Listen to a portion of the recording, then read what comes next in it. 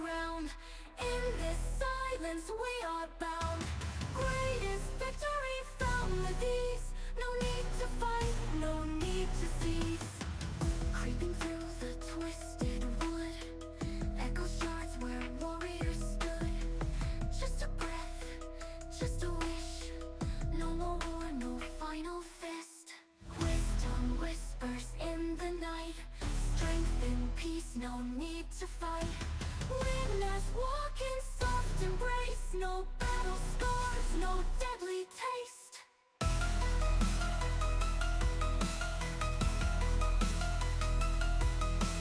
Silent shadows trace the ground. In this silence we are bound. Greatest victory found with ease. No need to fight, no need to cease.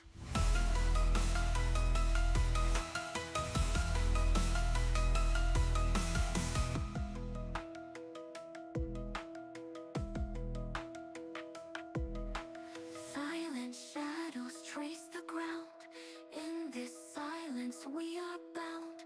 Greatest victory found with ease. No need to fight, no need to cease.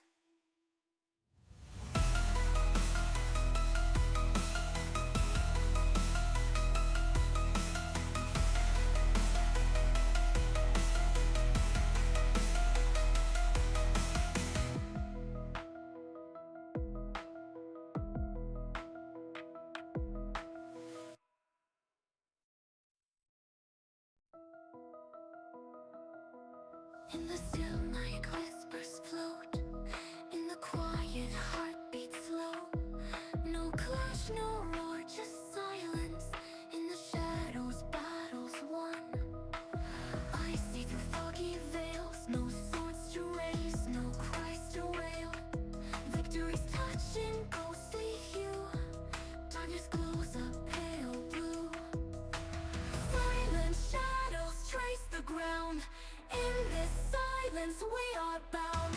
Greatest victory found with ease. No need to fight, no need to cease. Creeping through the twisted wood, echo shards where warriors stood. Just a breath, just a wish. No more war, no final fist. Wisdom whispers in the night.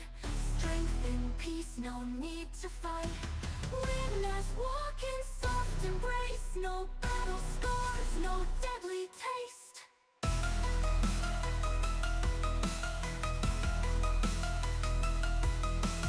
Silent shadows trace the ground. In this silence we are bound. Greatest victory found with ease. No need to fight, no need to cease.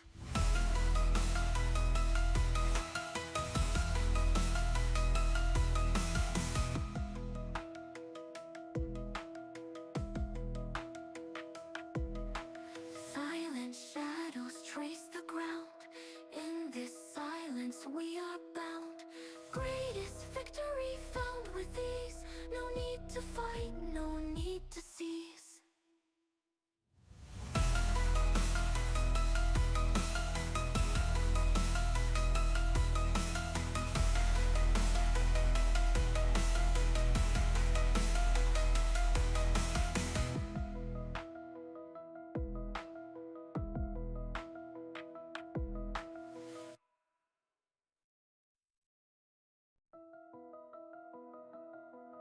In the still night whispers float. In the quiet heartbeat slow. No clash, no roar, just silence. In the shadows battles won. I see through foggy veils. No swords to raise, no cries to wail. Victory's touch in ghostly hue. Darkness glows a pale blue. Silent shadows trace the ground. Alright, good morning everybody. Hopefully you can hear me okay. Everything should be going fine. If you can't, please let me know in chat. Awesome.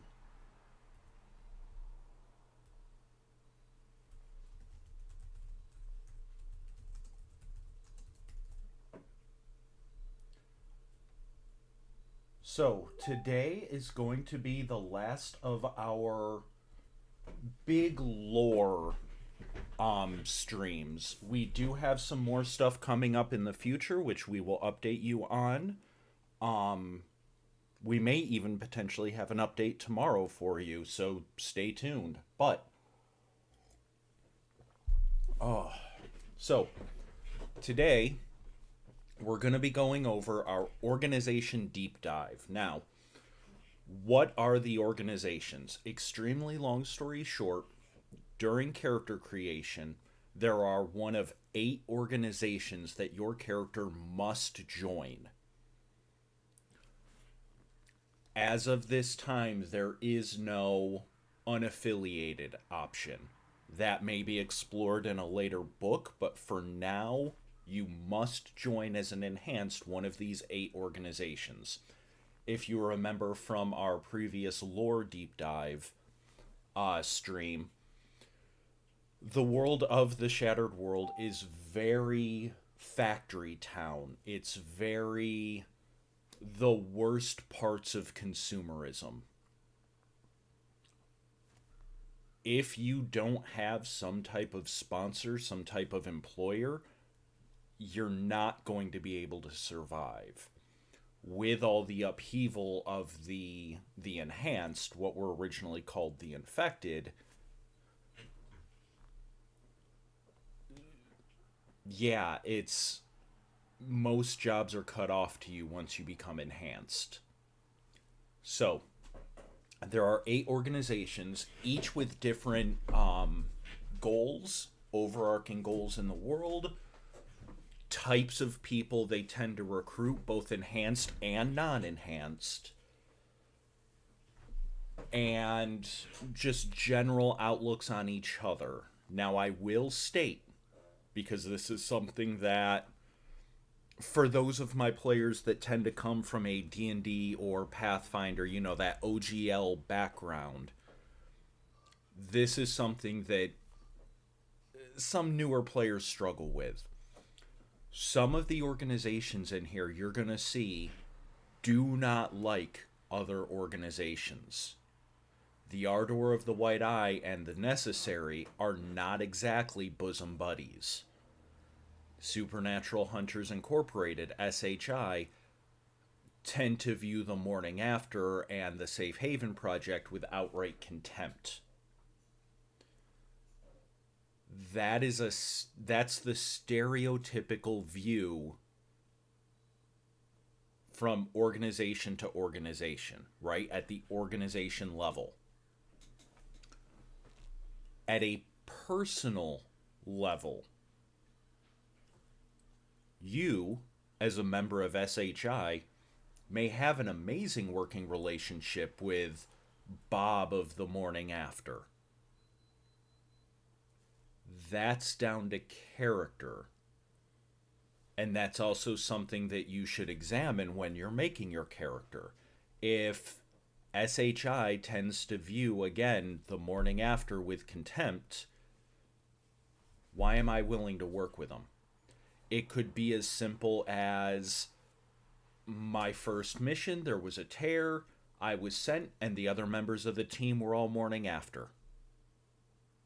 And I grew to trust them. Their organization is still shit, but I trust. It could be as intricate as a 30-step betrayal, quadruple agent, whatever, whatever. Which, one more thing, at game launch in the core rulebook, while there will be a drawback representing I used to be part of this organization, but now I'm part of this one, and they don't really trust me as much because I used to be, there are no rules for swapping organizations after character creation. Once you've picked your organization, that's it. Now, later books will explore that. We initially started looking at those rules But frankly, with everything else that has to go into a core rulebook, it was a little too complicated, a little too much. So we backburnered it for an appropriate expansion.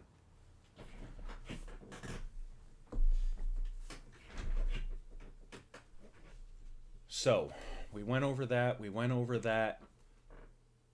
Unless anyone has any questions, without any further rambling by me, we're going to go ahead and get started and look at the first of the organizations. And then while we're going over that, I'll use that to go a little more in depth about ranking up.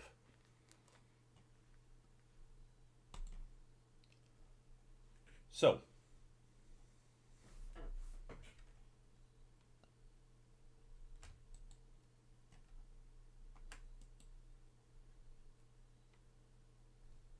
okay.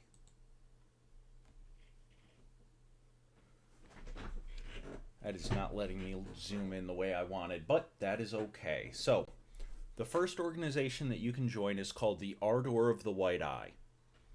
They are currently led by Kalel Kanaic, who's matriarch of the Kanaic family.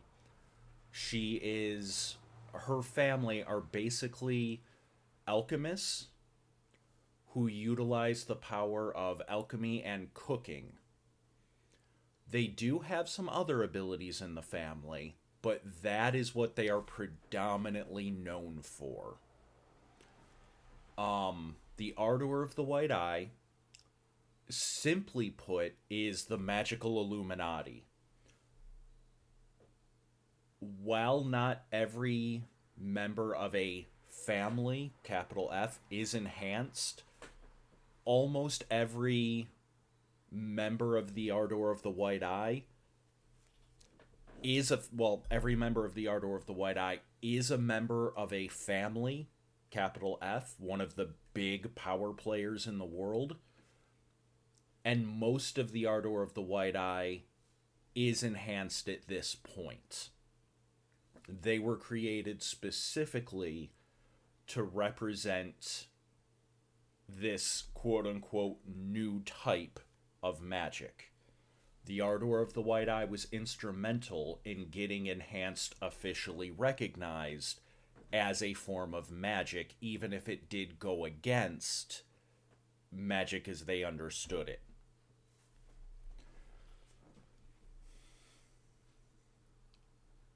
So, the Ardor of the White Eye, above all else, is interested in the status quo. And why wouldn't they be? They are the power players. One of the biggest views of the Ardor of the White Eye is we are not mere kings and queens. We're better than that. They are the political power players. They are the ones behind the scenes. They are the ones in charge, even if nobody voted for them. So, as far as new recruits, if you're joining the Ardor of the White Eye, 99.9% chance you were a member of one of the families, right? One of the big capital F families. You were at one point a very magically gifted individual, even if you didn't utilize those skills. And you more than likely grew up in the lap of luxury, right? Whether it's a TV or a politician, it all costs about the same to you, pennies. Yes, they are very much the Borgias. Welcome, Jersey Girl. Nice to see you. Excuse me. Welcome to the chat. Very much the spirit of the Borgias, the Romanovs, any of that old school decadence. Yeah. So, that is also who they recruit. Now, they will also recruit non-family members if they further the goal of the Ardor. So, if you are a prominent senator and you become enhanced, you may not officially be one of the families, but you may get inducted in anyway. Now, their views on organizations, again, just to reiterate, these are organizational level stereotypes. You know, this is what the average member of the Ardor of the White Eye thinks about the average member of whatever. Another very important thing to remember is that, and this will go over more when you watch an actual Let's Play of the game, but when a tear appears, any enhanced in the area, regardless of what organization they're affiliated with, is expected and unofficially required to step up and try and stabilize or close it. You may be a high level member of the Ardor of the White Eye, but if the only other enhanced there to help you are members of the Necessary, that's who you got to work with, dude. And you're expected to put your petty bull aside and work with whoever you can to get the job done. Now, once the job is done, have fun. But so their views on the other organizations, the Necessary, I understand their jealousy of us, and make no mistake, that's what it is. Every school in the world offers enough training to allow them control over their subpar talents. This is about power and jealousy, as it always is. Let them prattle. So, again, the Ardor of the White Eye, they're aristocratic, they're very, I don't want to say conservative, but they're very bootstrap-y, right? Like, I have power. It's not my fault you're weak. Keepers of the Garden, they don't mind them that much. The Keepers of the Garden seek to preserve the planet, and yeah, they usually subscribe to a religion that doesn't like us. They're trying to do the right thing.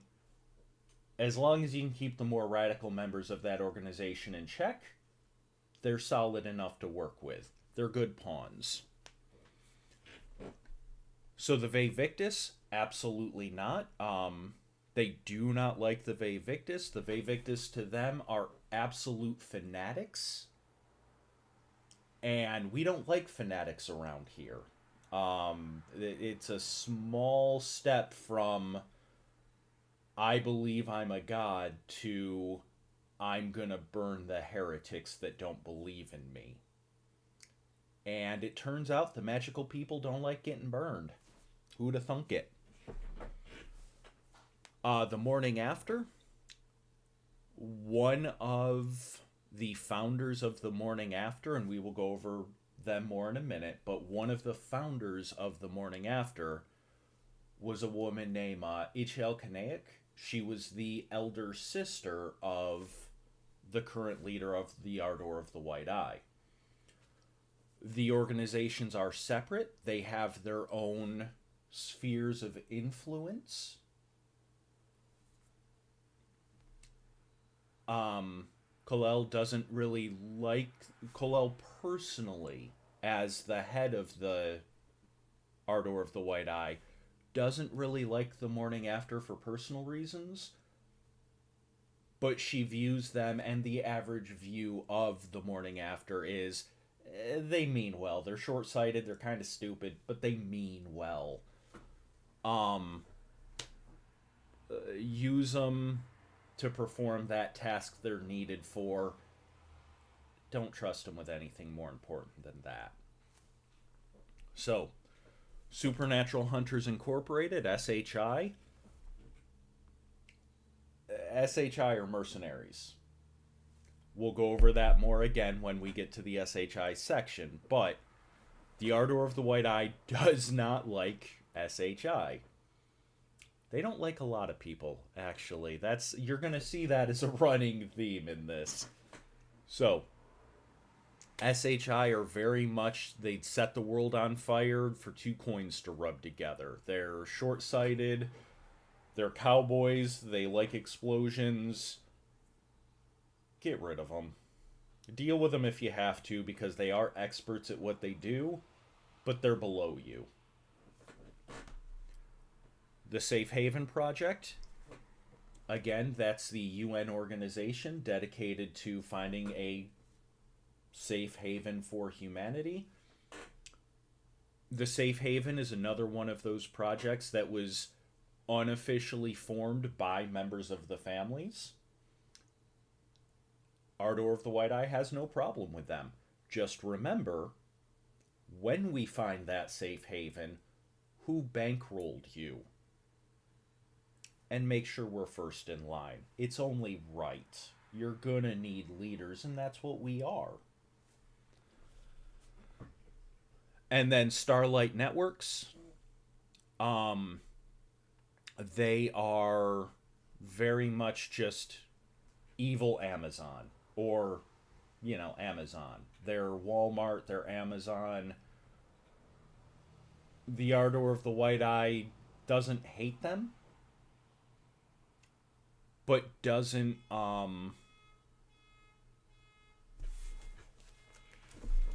excuse me, one moment. Okay. Sorry, I heard a car alarm going off. I thought it was mine. So, Starlight Networks, they're a business. They don't begrudge them making a profit. They are worried who that business is selling to.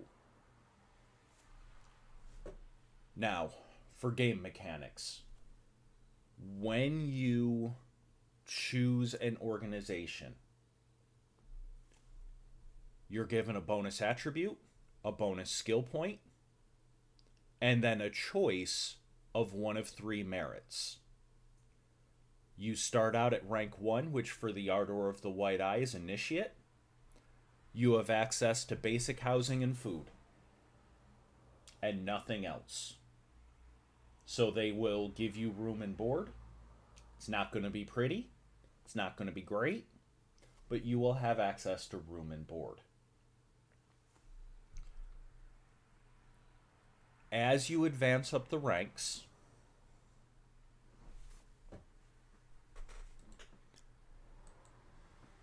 I know it's hard to see.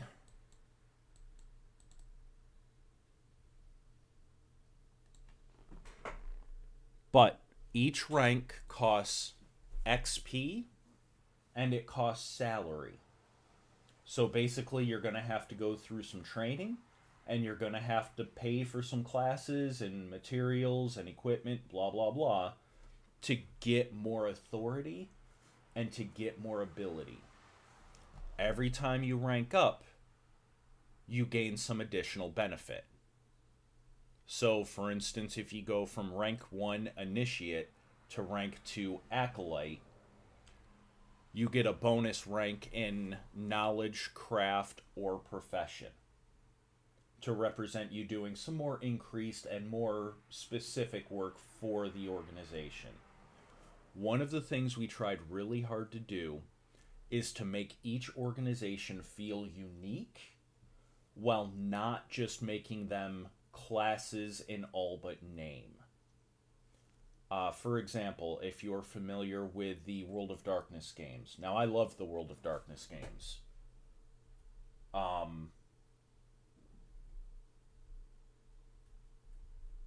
The World of Darkness games were where I got my start with tabletop RPGs. Vampire the Masquerade, Changeling the Dreaming, etc. One of the big issues that I personally had was that system was presented as a classless system, but when you made your character, you chose one of a couple different vampire clans. And when you made your vampire, if you chose Brujah, for example, Brujah had increased durability, they had increased intimidation, and they had super strength. And yes, you could theoretically learn Brujah disciplines, but they were gated behind increased XP cost, so you could, but it was highly inefficient. And a Bruja was not a class, but a Bruja was a barbarian. It was a class, even if they didn't call it a class. With the organizations, you do get mechanical bonuses to skills and abilities. But one of the things we tried to make sure, specifically through the choices of merits, was that you were not locked into, okay, if I want to be the magic guy, I have to go Ardor of the White Eye.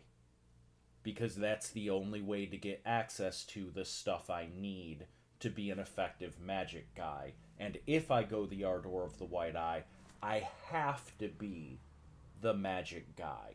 No. That is not the way that works. During your session 0, sit down with your narrator. I highly recommend everyone do that and discuss your character goals, your character motivations, what you're looking to get out of the story you're telling,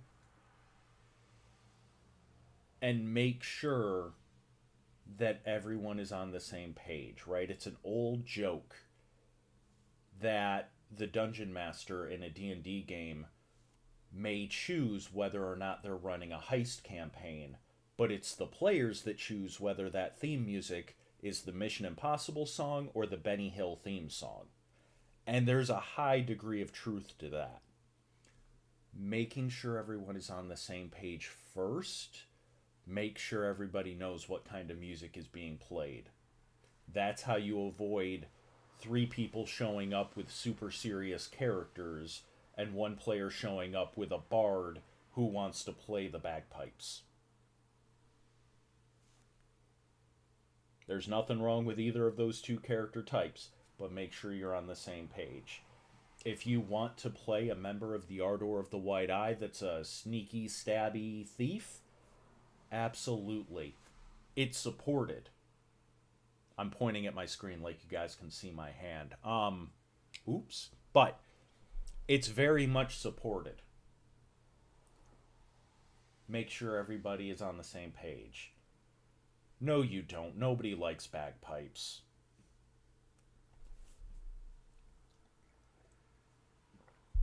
That's self-delusion.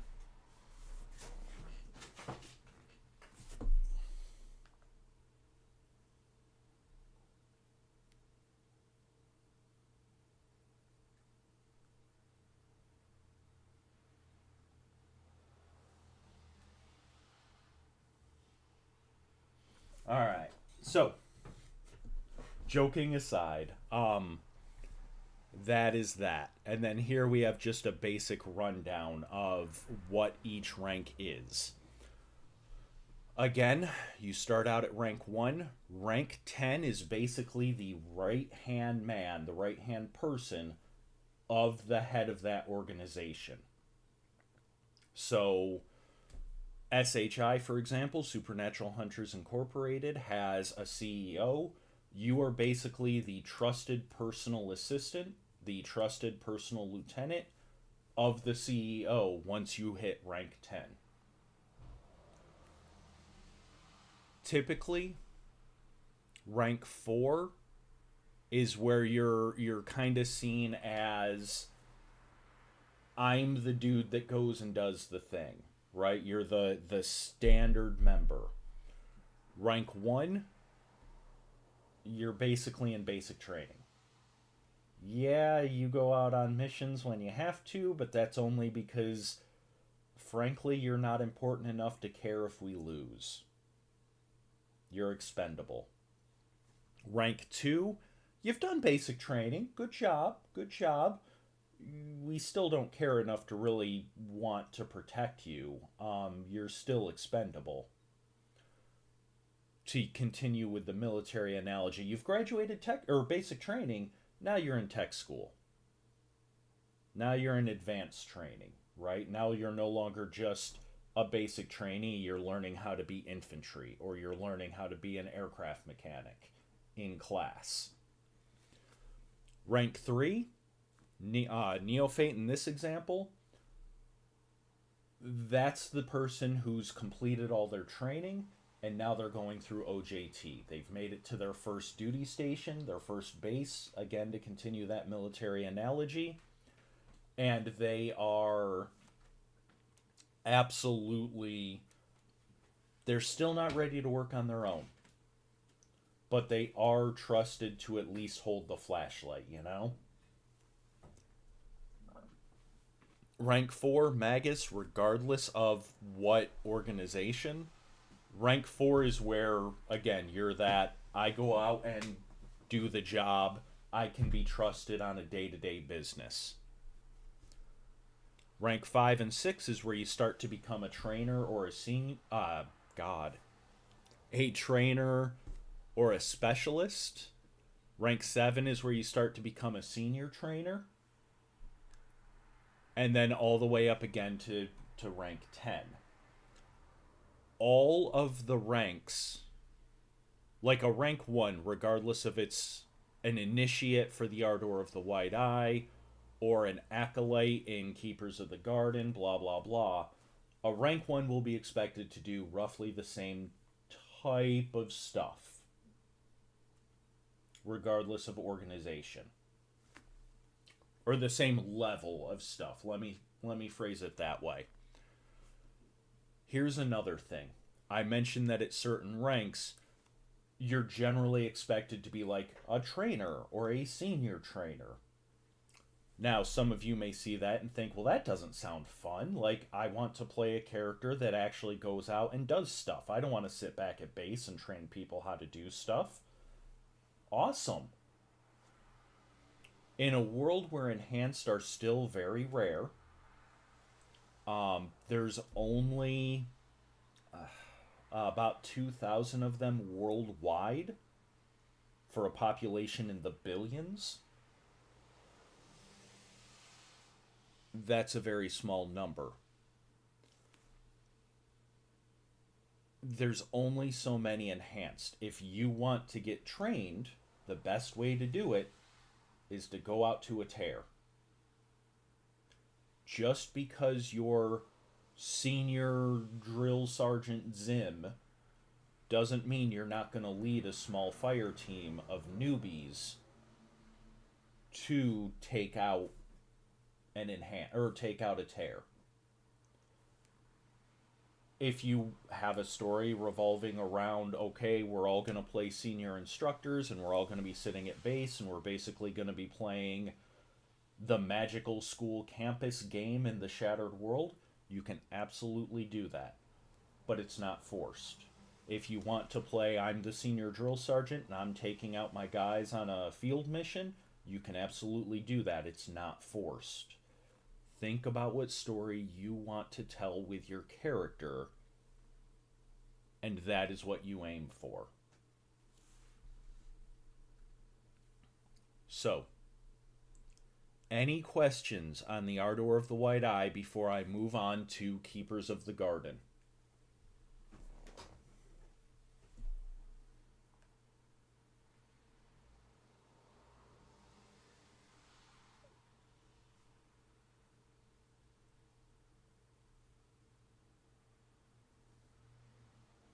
Alright, so, moving on. Again, at any point, if any of you have any questions, feel free to stop me and ask.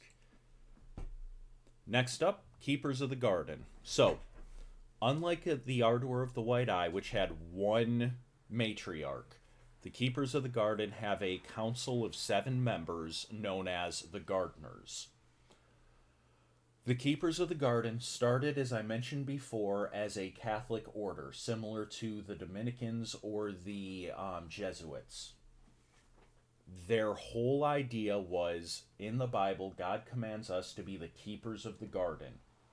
Not just the parts we liked, not just the parts we understood, but the whole garden, period. And they were, again, leading conservationists. Some of them did have some substantial magical power. Most of them were more scientific. They then began opening up their ranks to other religions. And while Catholicism is still very prevalent in the Keepers of the Garden, today they are no longer an official Catholic order. They've broken off from the church. And you are just as likely to find an atheist or a Muslim or a Hindu keeper of the garden as you are a Catholic or a Protestant.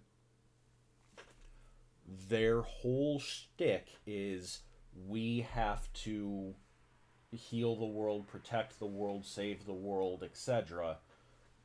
I do not care what you call the being that commanded us to do that. We can have that philosophical discussion later.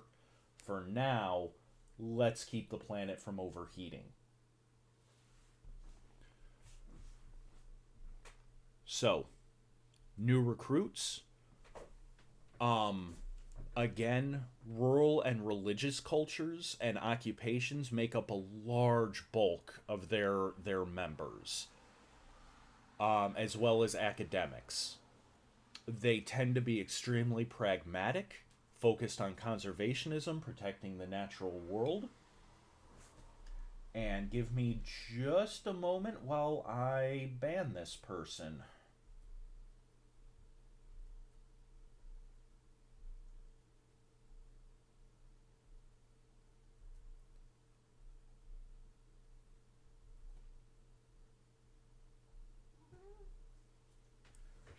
Alright, sorry about that all.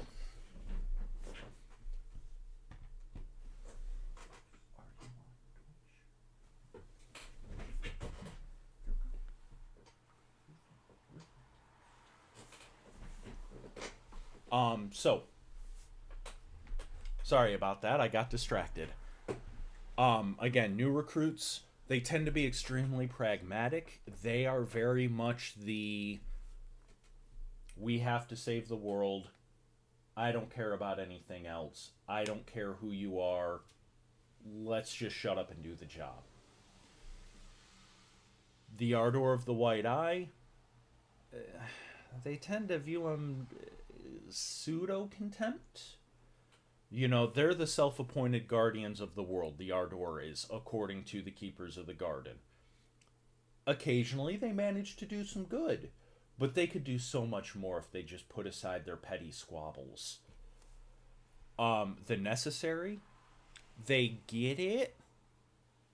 The Necessary noticed a problem and acted to try and fix it. We respect their initiative. They need guides. The powers they dabble in are really banned for a reason. Vae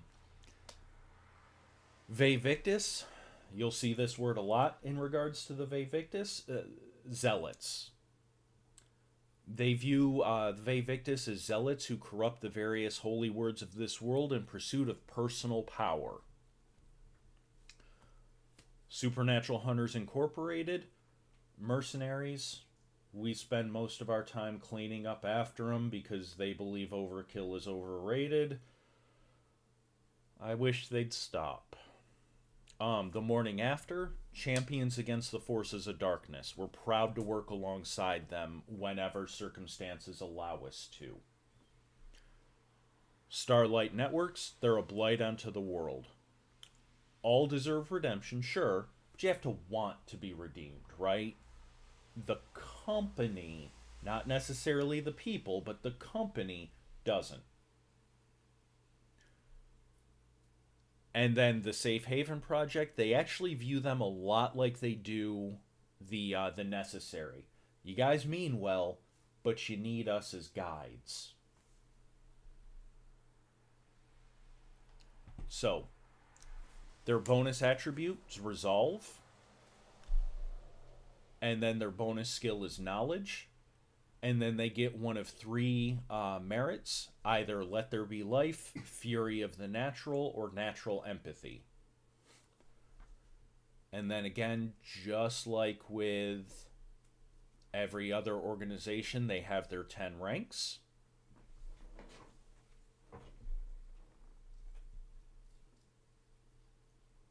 with the last one, Oathkeeper, being the second in command. So, Starlight Networks. Basically, their current CEO is Rashul Gupta. He is a Indian national. Starlight Networks is basically what if Amazon or Walmart was very nationalistic and operated out of India. They are the ones with their fingers in basically every pie. They started predominantly with textiles in the 18th century and just started moving from there. Buying up different natural resources, extractions, so oil, gas, iron, coal, etc. And then moving on to everything. Within 2 months after it was discovered that the infected had abilities,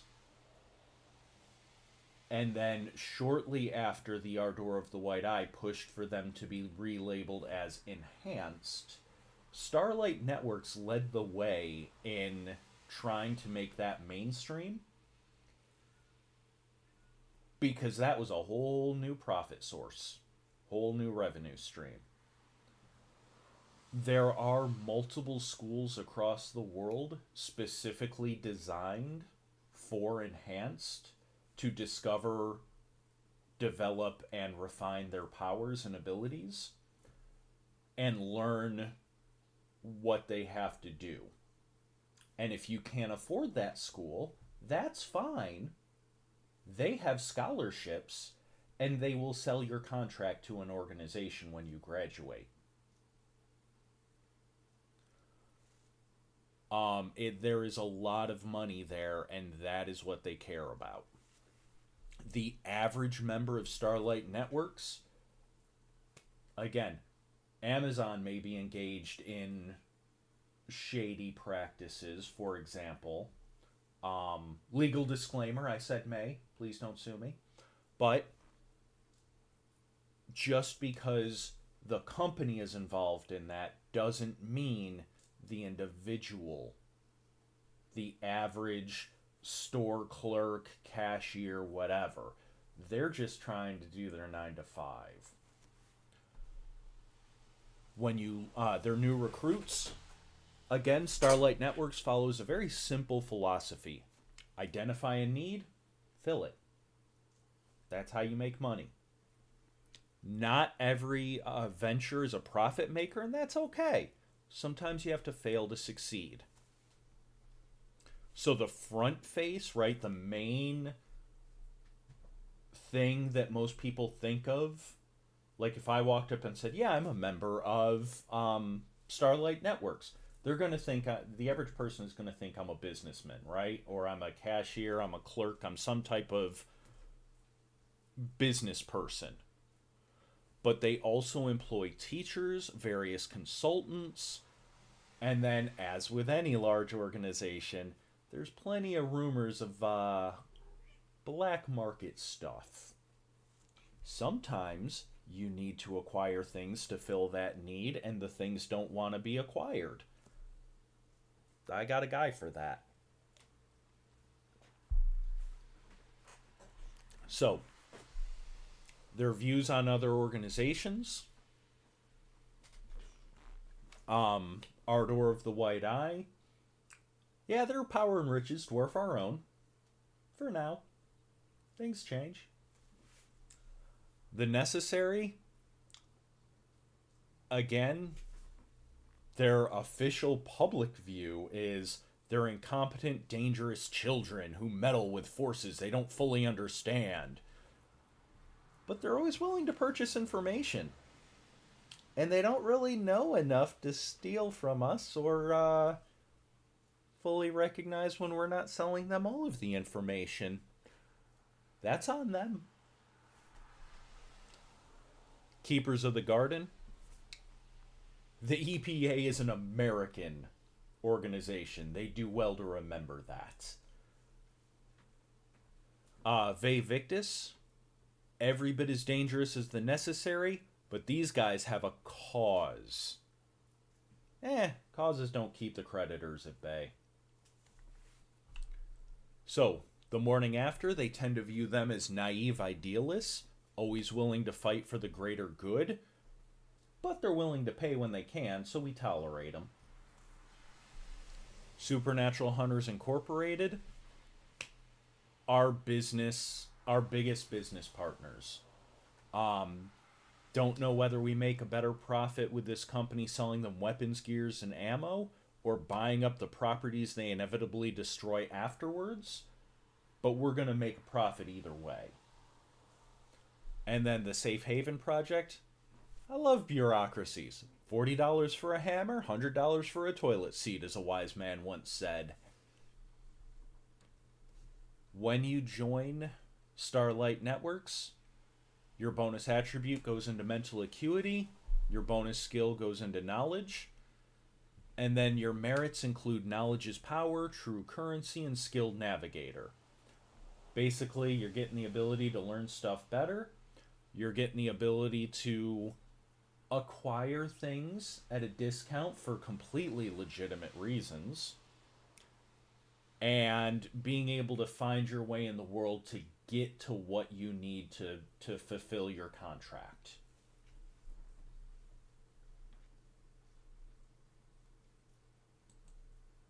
So, next up is Supernatural Hunters Incorporated. So, while I haven't fully read the quotes for all of them, and I know you guys can read, everybody loves it when the guy reads off the slideshow at them, I get it. But I am going to read the quote by their owner, Russ Hendrickson, because that basically encapsulates everything it is to be a member of SHI. Do you know how many times I get that "you guys are a bunch of reckless cowboys" bull? See, here's the thing a bunch of you weak hearts don't understand, and I get it. This is hard to think about, and you'd rather be dumb and happy lying to your voters and collecting free money. Hell, I would be too. But let me ask you a question. What happens when there's a zombie outbreak and you kill 99.9% of the zombies and leave just one alive in the middle of a population center? You get more zombies and more dead. Ditto with werewolves, ditto with vampires, ditto with every other supernatural beastie you can think of. You cannot half-ass dealing with the forces of the unnatural. The families agreed to play nice. We don't have treaties with the undead last time I checked. As the old saying goes, overkill is underrated. Here's the thing that nobody likes to admit about overkill. It's expensive. So yes, we're mercenaries. We destroy things that want to eat your children for money. And sometimes, regardless of how much I hate it, people get caught in the crossfire. I didn't ask for them to stay. Company protocol is to tell them all to evac, which we do repeatedly in accordance with your own guidelines. The fact that you all couldn't get them out in time is on you, not me. I can't hold back. That path just leads to God, I can't talk today. That just leads to an even bigger death toll. You're welcome. And that was during a congressional hearing regarding the Brady, Texas incident, which you can read a little bit more about in the core rulebook. So, that, again, they are driven. The surface level observation of the Supernatural Hunters Incorporated is, again, they're a bunch of reckless cowboys who love explosions and shoot first, second, and third. Maybe we'll ask questions while we're reloading, but probably not. That takes a minute. We'll just shoot some more. They don't care about civilian casualties. That's the stereotypical view most people have of SHI. The reality is they are extremely driven. They're a little reckless. It is what it is. But they believe they have to be in order to stop a bigger threat. Because if you don't come after it with every ounce of your being, There's just going to be a bigger problem, a week down the road. Why? Why? They are very much that mentality of measure twice, cut once, applied to supernatural combat.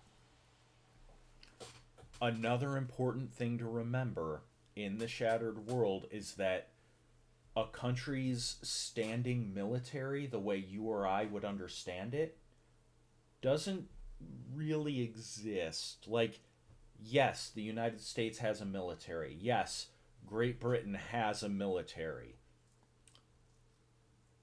But it's like a third of the size of what you or I would consider in our world a military. And largely they rely on private military companies because the families prefer it that way. If you try to make units of different magi, those magi are going to have to give up their secrets in how and why they do what they do to be a more cohesive unit. And they don't want to do that. So groups like SHI, which are highly focused around hunting supernatural threats, largely make up the militaries of the world. I know while everything I've said so far paints them as very much that kind of Texan good old boy, and their CEO is very much a Texan good old boy, because of that fact, the fact that countries of the world tend to rely on private military companies more than their own standing armies. There are members of SHI from everywhere in the world. They work with smaller mercenary groups all over the world, and every organization is like that. Starlight Networks, for example, I mentioned, was very nationalistic, and they're from India, and they really like that, but they have members from all around the world.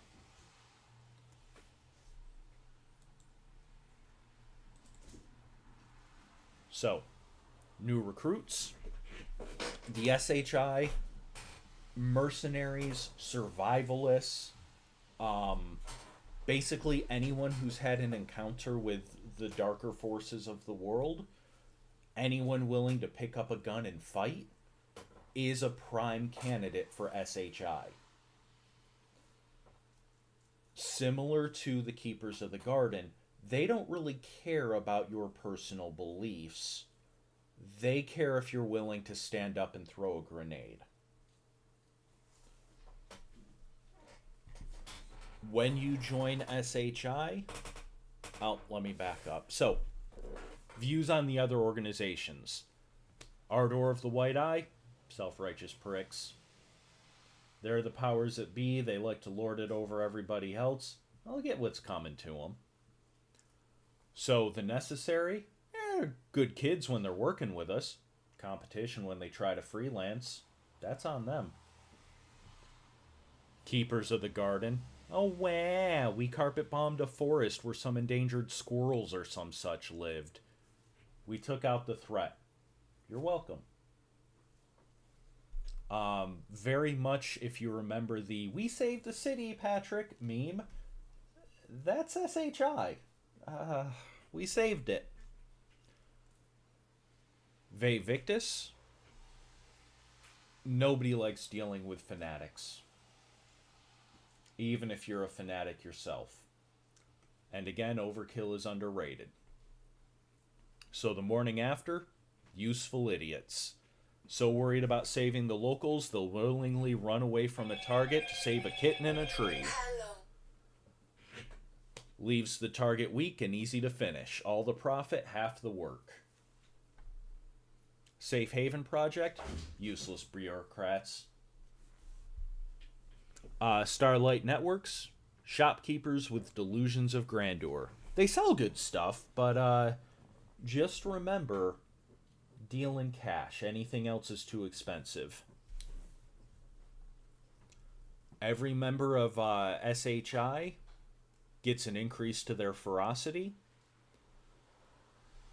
their bonus skills and firearms, and then their merits include no place to hide, which allows you to call in a temporary mortar team, advanced weaponry, which is exactly what it sounds like, and supernatural slayer, which gives you bonuses when attacking certain categories of enemies. And then again, like the others, their ranks go from recruit all the way up to regional commander, which is second in command. So, the morning after. The morning after is a group of professional exorcists. So, as I've mentioned in other streams, there is no difference between magic and technology in the Shattered World. Everything, whether it's your cell phone, a toaster, a TV, whatever, has a little bit of arcane magic running through it. If a person dies without being properly mourned, all of that ambient magic, all of that ambient tech can aggravate their soul and cause it to be raised, whether as a zombie, whether as a wraith, some type of threat. The Morning After is a nonprofit. They are very much responsible for finding people that have died and ensuring that their spirits can pass on. They work a lot with the homeless, they work a lot with the downtrodden, they work with a lot of the local governments to try and provide that service. Their CEO is the daughter of one of the more powerful families from Boston.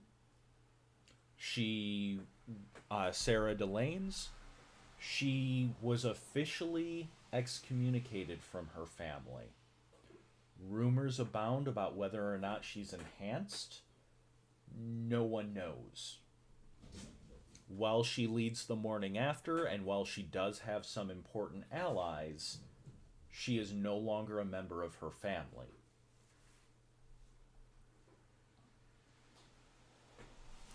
Her basic philosophy, and the Morning After in general, is that there are some things you don't do for the benefits in the company car. You do them because they're necessary, because they must be done for the betterment of all. So, another very important thing about the Morning After, the first tear appeared in the Shattered World in what was known as the Helmyra incident. And while nobody knows precisely what happened, the Morning After were on scene, and it's rumored that they were fighting a mythical demon known as the Christmas Lady. The Christmas Lady was very much kind of a blend between a Bloody Mary or a Beetlejuice, or a Candyman, right? Say their name 3 times and they appear. It was this vaguely feminine-looking figure covered in red and green tribal tattoos that was, according to urban legend, responsible for killing people, killing kids. Say your name 3 times, she'll show up, etc. Supposedly, the Christmas Lady appeared in Elmira, and the act of killing it caused the first tear. That's the rumor. What is known for sure is that of the 5 founders of the Morning After, Sarah is the only one to survive that incident. New recruits. The Morning After heavily recruits among the various religious organizations. They heavily recruit psych students, rookie cops, social workers, basically anyone who wants to genuinely help their community.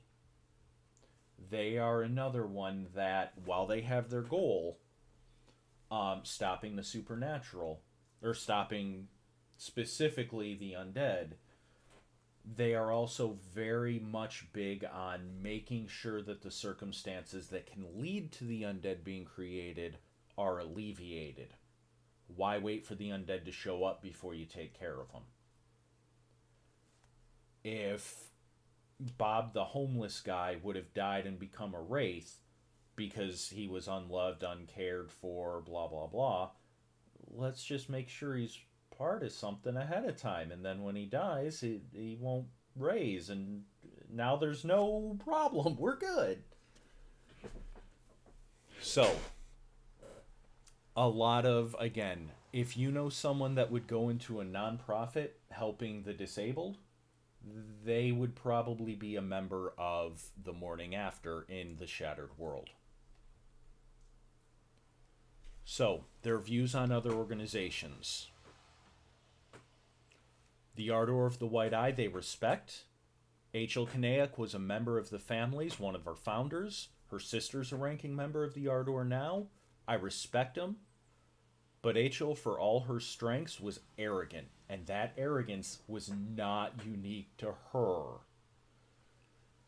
So, we respect the Ardor of the White Eye, but we also know that they have their issues. The necessary, well-meaning have-nots, the entire group of them came together because no one else could or would do so. We respect that. And we'd better be helping them when we can. But they're messing with powers that can really hurt situations. Try to lead them away from that, and if we have to stop them, stop them. But again, try to make sure it never gets that far. Keepers of the Garden, a little too religious for me, but I respect them. Good allies for when things are crawling out of a tear. Ve Victus, true zealots. Unlike the necessary, I can't even blanket claim they're all okay or they mean well. Some do, sure.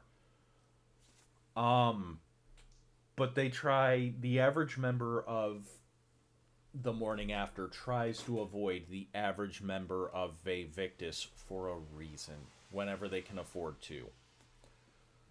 SHI, Supernatural Hunters Incorporated, reckless cowboys more obsessed with collecting bounties and their own kill counts than actually helping people. They're great hunters. They do more than their fair share of taking down a target, but they do not care about the collateral damage. The city was not, in fact, saved. Starlight Networks, everything for a price. That's their whole motto. We get it. The rank and file, they tend to be okay. They're just people trying to do a job. They're okay in the same way that the customer service rep for a company illegally dumping toxic waste is okay. Right? It's not their fault, but they're working with some bad people. And then the Safe Haven Project, they're bureaucrats. Sure, they mean well, their cause is noble. Be prepared to deal with the red tape, because you're gonna have to deal with the red tape. And then the Morning After, all members of the Morning After have bonus to resolve. They tend to very much be able to have that mental fortitude to tough it out. Their bonus skill is in empathy. They have a lot of experience talking down the dead, talking down the spirits, the curses, working with that. And then your merits include talk them down. Again, it's a way to de-escalate situations without necessarily relying on firepower. Vigilant defender and shared knowledge. So, and then their ranks, again, all the way up to assistant, which is second in command. So, the Safe Haven Project.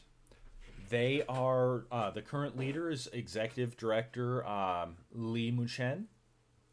They are a UN organization. Their whole premise is every couple of years, some family gets upset at another family, some country gets upset at another country, someone develops nukes, someone else develops counter nukes. The world keeps finding itself on the brink of Armageddon. If humanity is to survive, it needs someplace safe away from the destruction. Prior to the discovery of the tears, they were heavily invested in space travel, potentially setting up a moon base, potentially setting up a Mars colony. With the appearance of the tears, these things seem custom made for their purpose. Finding a safe haven for humanity so that humanity can survive when some idiot inevitably presses the big red button.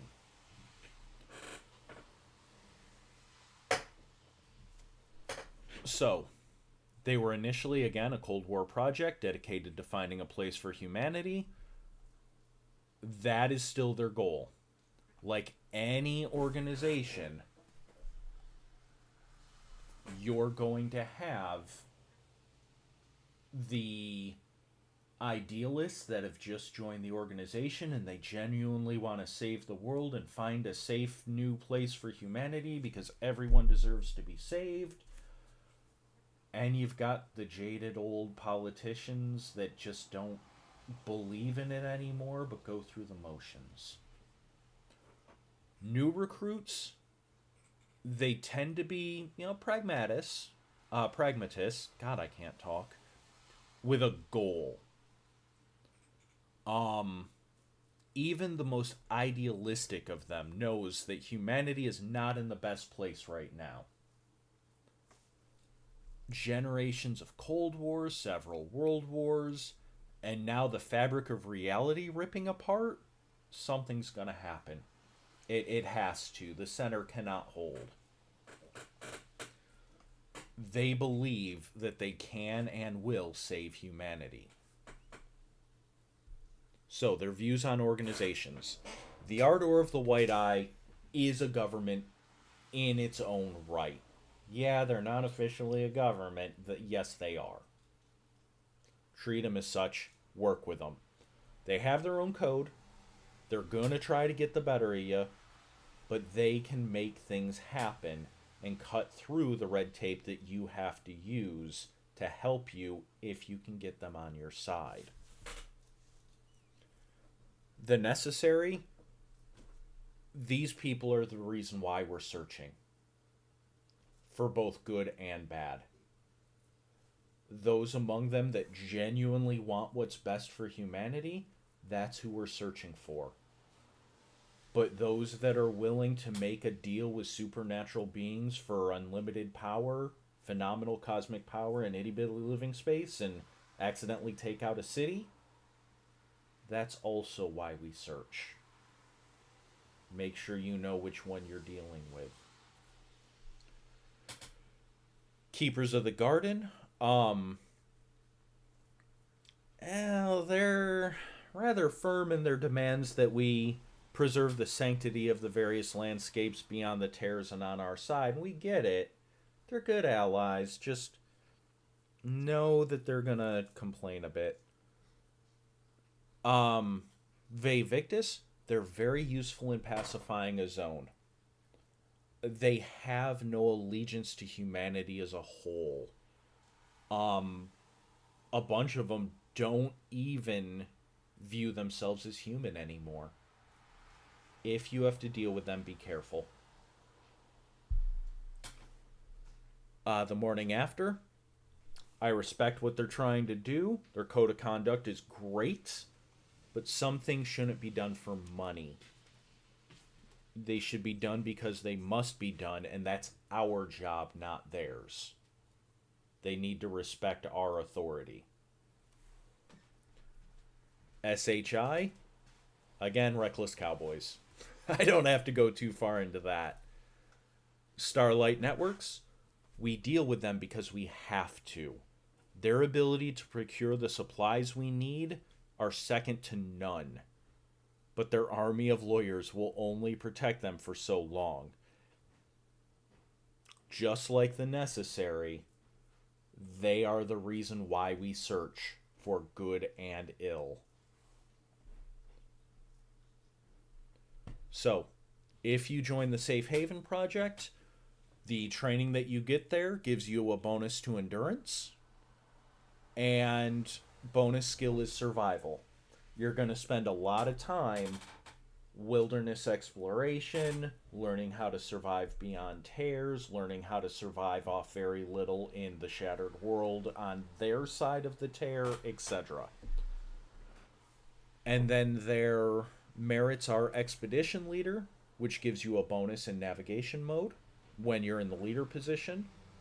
Preparation is key, and Safe Haven Specialist. So, second to last is the necessary. Their leader is known as the Warden. True name is unknown. No one knows who's in charge of the necessary. No one person claims to be. So, today, if you ask Bob on the street who the necessary are, oh, they're the ones that run the soup kitchen over on 2nd and Walnut. They were the ones behind that protesting high taxes. They were the ones helping out Neighborhood Watch. They were the ones doing a food drive. Today, the necessary are the magical have-nots. No self-respecting member of one of the families will join the necessary. You might as well be excommunicated from your family if you try. But the necessary are known as like the kind of a combination of like early 2000s Occupy Wall Street or Tea Party or the people behind the Arab Spring, BLM, Antifa, left and right. They tend to want to protect the downtrodden. They tend to want to help. And for many of the low-ranking members of the necessary, that's where it ends. The necessary as a whole initially formed in the late 1700s or early 1700s when Great Britain was going through its Bloody Code period.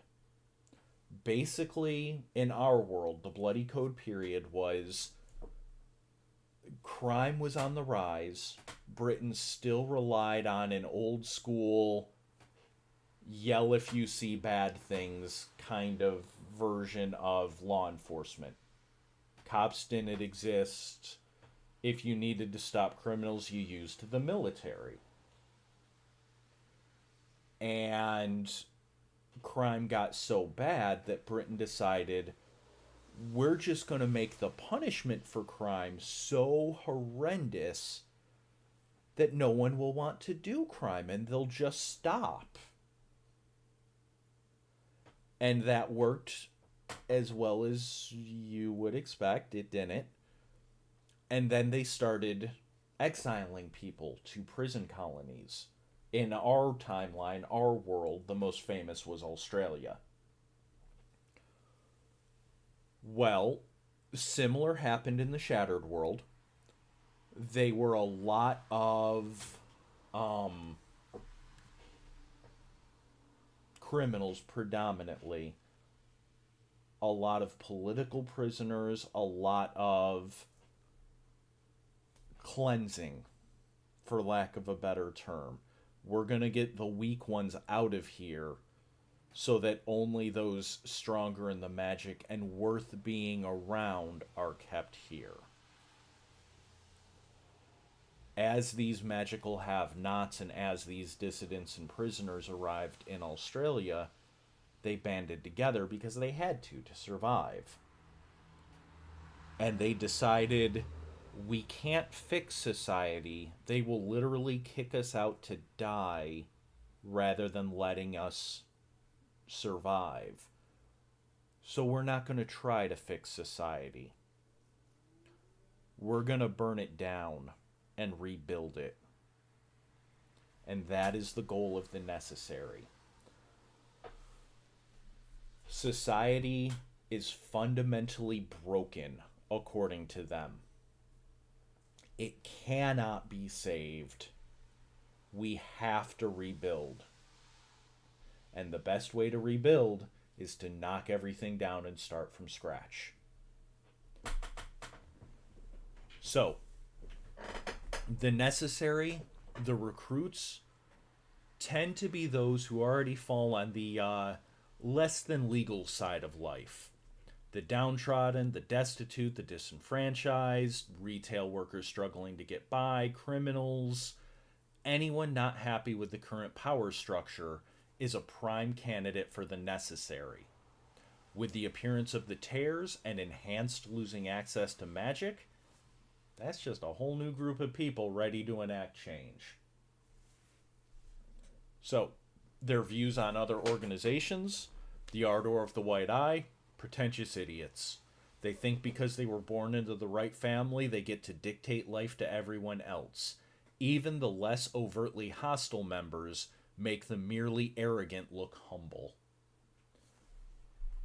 So the Vae Victis, they're good people, but be wary of them. Too many of them want to dismantle the Eye simply to replace it. Meaning the Ardor of the White Eye. Keepers of the Garden, working towards equality, revitalizing the world, and making things better for all. Even I don't mind the overtly religious aspect.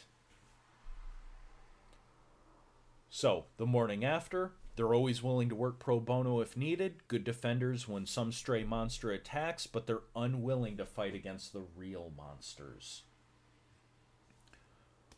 SHI, any target for a price. When they're willing to barter, damn good people to have at your side.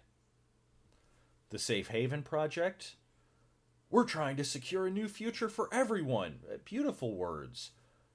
Unfortunately, they're the ones that get to decide and get to choose who populates their new world. They don't really care about everyone. And then Starlight Networks. Oh, it's such a shame the Ardor won't let us give you what you need to survive. I wish we could help. You're the one setting the prices. Don't lie to me.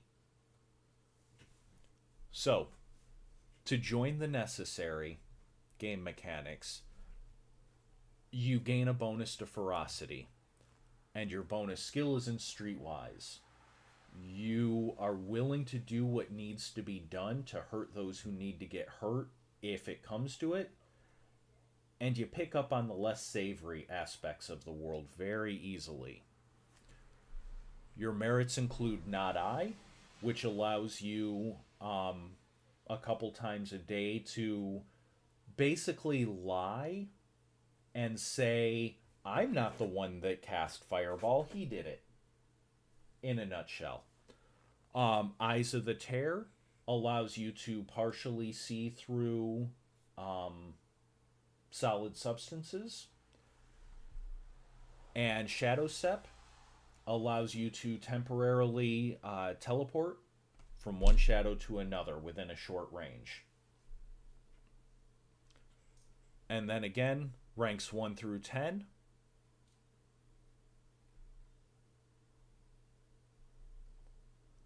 And their whole thing, or again, rank 10 is their second in command. Now, the final one, Vae Victis. Their current leader is a woman known only as the Priestess Gallia. The thing about Vae Victis, you've heard multiple times other organizations refer to them as zealots, and that's not far off. The Vae Victis believe history is full of people who claim to be demigods, right? People who claim to be more than mortal. That's all we are. By becoming enhanced, we are on the path to deityhood. We are on the path to ascension. There's no other possible explanation for it. I may not have chosen to become enhanced, but I did. And I will prepare my future domain. So, of all the major organizations, while the Vevictus claim to be the oldest, stretching back millennia, they're actually one of the youngest. Technically, the Morning After is a little younger than them, but that's it. They are an extremely new organization. Their whole thing is appropriating the symbology of other established religions and groups to further their own needs. They are a highly individualistic organization because you becoming a deity will look different from me becoming a deity. Vevictus mostly exists as a way to band together to survive on that path to deityhood. If that makes sense. So, branches of the Vevictus, they very much blur the line between military encampment and church, with each encampment very much, or each branch office, very much reflecting the aesthetic of whoever is in charge there at the time. So if this branch in Elmira is, or Rochester, or Melbourne, is run by someone who believes they are the daughter of Ares, the Greek god of war, their branch office is going to look very different from an enhanced who follows a god of healing, right? Like, each one is going to be different. So they're new recruits. New recruits in the Vevictus very much blend militaristic and religious tendencies. They're all true believers. That is the main thing that ties them all together. They all believe they are on this path to ascension. The exact path may look different for each member, but they are all on that path.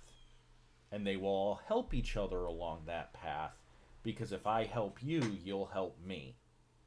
And after all, what are pantheons but different gods working both against each other but also together?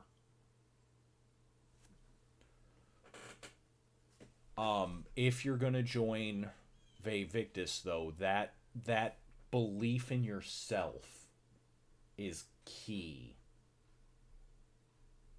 So, views on organizations. Ardor of the White Eye, they're petty kings and queens. We'll show them their true place. We'll show them power.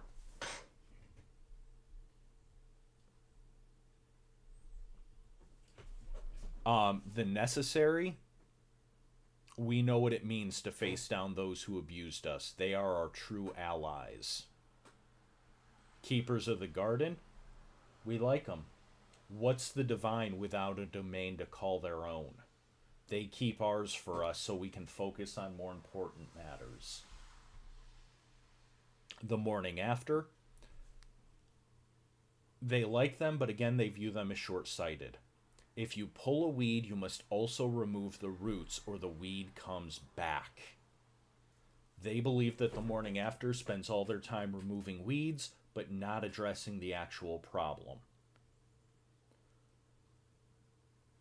Supernatural Hunters Incorporated, SHI, using guns and short-sighted political maneuvering instead of magic and political maneuvering does not make you better. They're every bit as evil as the Ardor and should be removed from our world the same way. Safe Haven Project. They help the common people nearly as much as we do, but they're part of the government and easily bought off and twisted. Keep your receipts. And then finally, Starlight Networks. When you mention evil, people think of jackbooted thugs with silenced pistols, mages who ensnare the minds of their opponents, and those are evil. But so too is the merchant who arms the thugs and mage. Without the latter, the former would have far less power. So, game mechanics. Your bonus attribute is to resolve. Your bonus skill is in knowledge, specifically theology. Your merits, you choose one of the three. Divine Rebuke. It's basically a, if you hit me, you take some unavoidable damage for doing so. Our time will come and prepare my domain. Ability to consecrate a small area. And then again, like the others, you start out at rank 1, and you can rank up all the way up to rank 10. Rank 10 is known as Demigod, and you are the second in command of the Vae Victus. Now, as I said earlier, when you are playing your game, if you're playing a bunch of characters that don't really want to advance in rank, they don't have to. There are mechanical benefits to doing so, but because of the nature of the game, because it is a classless system where you choose to put your XP directly, you can do just that, right? This isn't like an OGL style game where I'm playing a level 1 paladin, but I've decided I never want to be a level 3 paladin because I don't want the increase in responsibility. And then you just never level. Here, you've put your XP in other areas rather than ranking up. You've spent your salary in other areas, not ranking up in the organization. So, that is all 8 of our basic organizations. Again, as new books come out, some organizations may appear, some organizations may leave. This is also where I want to go over basically rule 0 of any tabletop RPG. Your table is what matters. If you really like the idea of SHI, but you don't like the fact that they're based out of Texas and their leader is, from Texas, and you're playing a game where y'all are in France, change it. Change it. I'm not going to hunt you down, right? Like, you're okay. You're good. As the game progresses, some organizations may end up folding. New organizations may appear. The second or third book after the core rule book will more than likely have the here is how you change organizations rule set. Again, we started going over it for the core rulebook, but when combined with everything else, it was just too much for a core rulebook system. But the ability to change organizations will be coming. So, at this point, we've got a couple minutes.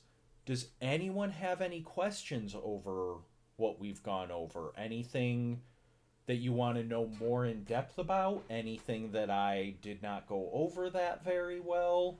Any questions for me?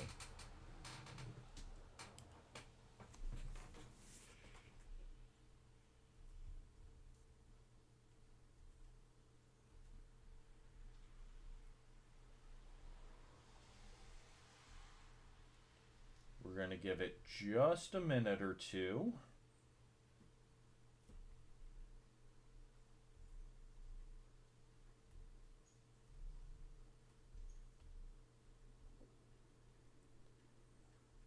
Thank you. I appreciate it. And welcome to the chat, Mad Scientist. I'm glad you guys appreciate it. So, while those of you that are thinking of questions or thinking, two things. Number one, tomorrow is our next deep dive. Tomorrow is a mechanical deep dive. I will not be the one talking. You guys get to hear someone else other than me. Jace, who is our lead graphic designer, also stepped up and took over a lot of the work on the adversary files. Adversaries are our version of the antagonist, the beastery, that kind of thing. That's who you fight. So Jace will be going over how adversaries work in the Shattered World, as well as a small demonstration. Be going over the impact system, how to modify adversaries to better fit your own home game, what the adversaries are, all of that fun. That stream will be tomorrow at 10 a.m. Eastern Time. If you look on Twitch, Twitch automatically updates based on your own personal time zone. But 10 a.m. Eastern. So, the other thing I want to announce, I will be making on our Facebook page the official announcement within the next couple of days. But for those of you that have been following, I will be making the announcement on our Facebook page. I just shared the link if you haven't joined and followed yet. We will be doing a run through, a let's play, of what will be our beginner box, the In-Between Mall. We have 4 players that will be going through. We will be covering everything from character creation, character development, to playing the game. And that will be an ongoing stream for you guys to watch, or you all to watch. So, at this point, doesn't look like there's any questions. We are going to end the stream. I, again, just want to say thank you to everyone who has shown up, everyone who's taken part, asked questions. I greatly appreciate it. It's good to see you all again. And I look forward to seeing you tomorrow at 10 a.m. You guys take care. Be safe.